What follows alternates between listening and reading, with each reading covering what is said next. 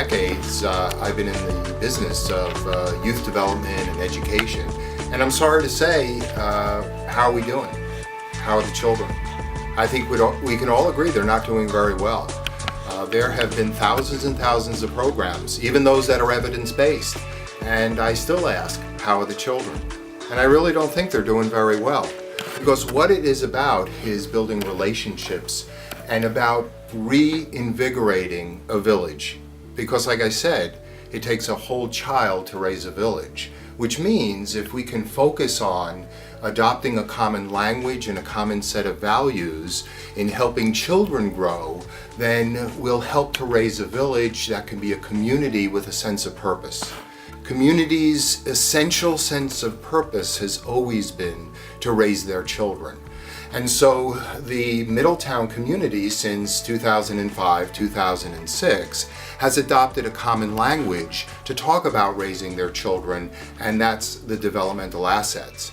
So this is a continued effort around developmental assets here in Middletown, which is a framework to help support young people in a community through intentional and purposeful relationships and opportunities. And a lot of our work has revolved around surveys of the young people's voices around what it is like to grow up in our community. So to make the numbers become more real, we've engaged the Community Performance International and the Center for Youth and Community Development. Important ideas, important issues start to bubble up, and they start to talk to each other. And this play is a little bit different. It's instead of having one main character whose hero arc that we follow, like a Hamlet, for instance, everybody's the hero in this play. The town is the play. To help us spend a week meeting with people, young and old, and collecting stories about growing up in Middletown, and focusing on what were the key moments where one of these developmental assets were either present or not present, and having that guide us through the collection of statistics and the discussion of statistics.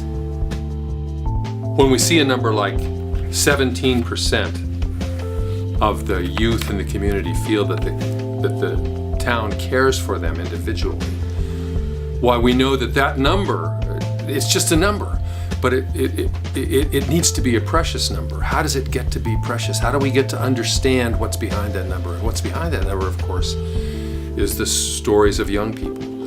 So this week, what we have been doing is listening to the voices of 100 people talking to us out of their youth, but not out of the youth today, necessarily.